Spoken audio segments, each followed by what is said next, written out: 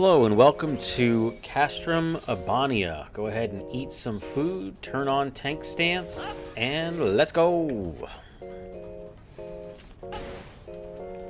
First pull will be AoE arm's length sprint, and we're going to move right on to the next area. And then you can't go any further. So that's how you handle the first pull here. And we'll just use an AoE attack. Wait till everything gets here, and we will blow most of our cooldowns. And then we're just gonna take it. Oh wow, look at my health. Okay, we've stabilized and we're good to go. And that is the first pull. The second pull is quite easy because you really can't go anywhere. These two dudes are going to die very quickly, and then the door will go down. There will be a couple of adds that come here, and then you're just going to pick them up. And you can't go any further than this, so nothing to it but to do it. Alright, we are here at the first boss. Not a tough boss, but if you don't know how to use these cannons on the side, it can be a little weird. So, as always, we're going to turn the boss around and continue our single target rotation. And when the adds spawn, we will pick them up. Because there are adds in this fight, I believe.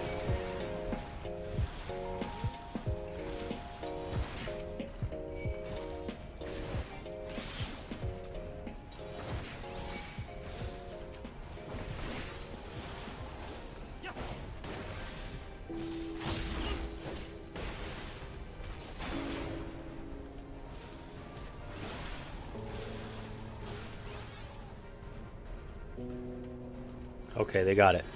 So what they have to do there is, once the cannon is clear, they have to use the cannon and then use the ability, it's a targeting ability, and then target the boss. That will stop him from zipping all over the place. But your job as a tank is to just pick up aggro on the adds and the boss. That's it.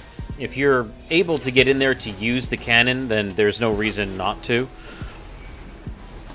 Anything that gets us out of this fight a little bit faster is helpful. These next sets of pulls are just picking up aggro. You don't have to worry about chain pulling or anything because you can't go anywhere until it's all clear. So everything is pretty much gated. Once the alarm goes off, everyone just kind of moves left to right.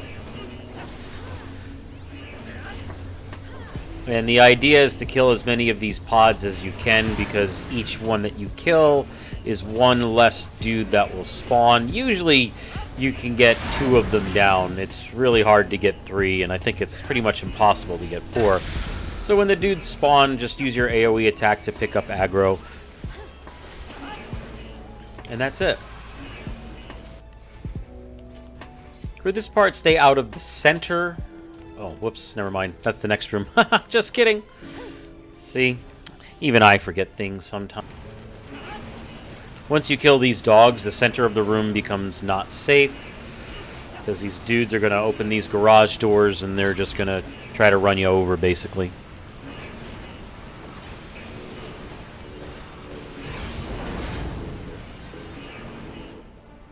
There they are.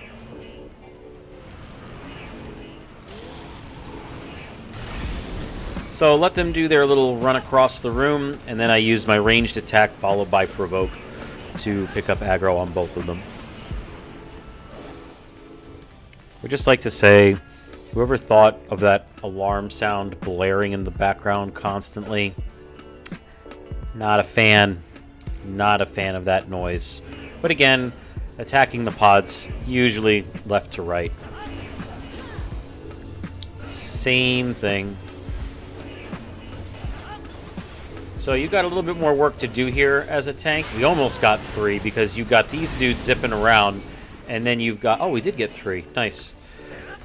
And then you have the guys spawning from the pods. So There's a lot of moving the camera around, finding the targets, and then just using the appropriate ability to get aggro. Here we are at the second boss. One of the more unique bosses in the game. And I'll show you how to beat him. When I say unique, I mean like for regular dungeons, you know, like for leveling roulettes. Like this is not just a tank and spank. So he's going to spawn these rings, and then he's going to shout, "My cuppeth overflow with something and something." So right now everybody should be near a pillar. And we are. And that's going to spawn these elemental rings. And then he's going to say, "My cup overfloweth with ice and fire." That means he's buffing those ice and fire, so you move to the other one.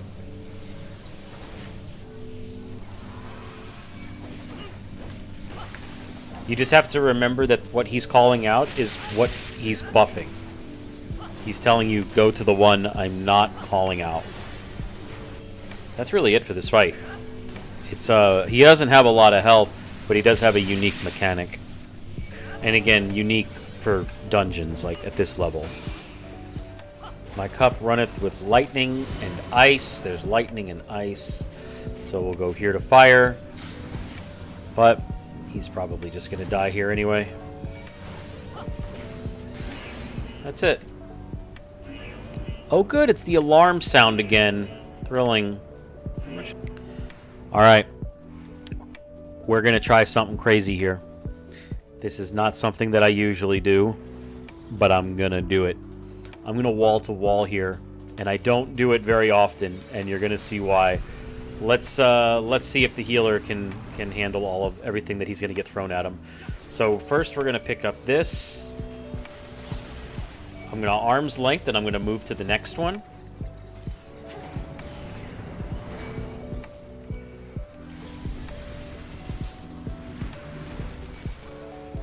Wait till these guys come out. Use my AoE attack on a couple of them. And then we'll move to the last section here, to the wall.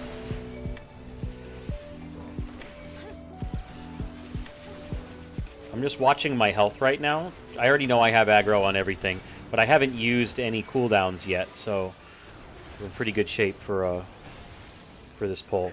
I think there's actually one more set of containers that spawns here.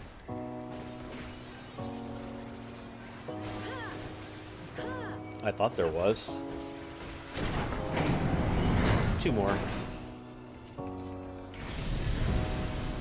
Wait for them to come out, and we will use AoE abilities to get aggro on everything.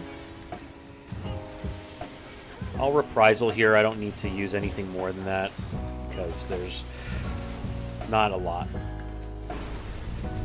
That went way better than I expected it to. I'm pretty happy with that.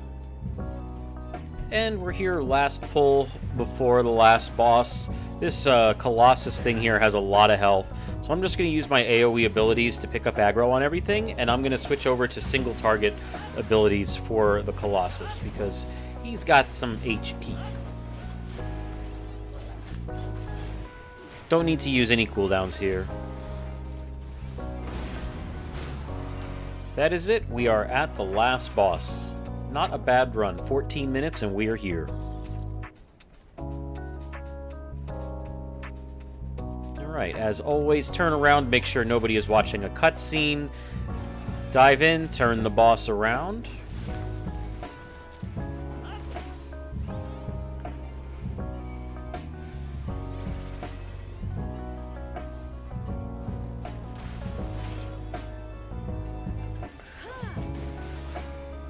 So when he moves to the center of the room like that, all you have to do is just get away from the purple wave and dodge the area effect attack, and that's it.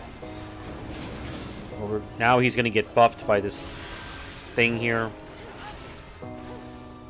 And we're actually keeping an eye over here at the entryway, because something's going to spawn there, and we have to switch our target to kill that thing instead of the boss.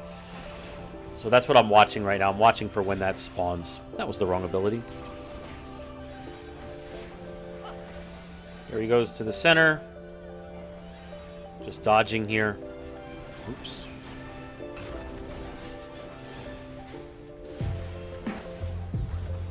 More dodging.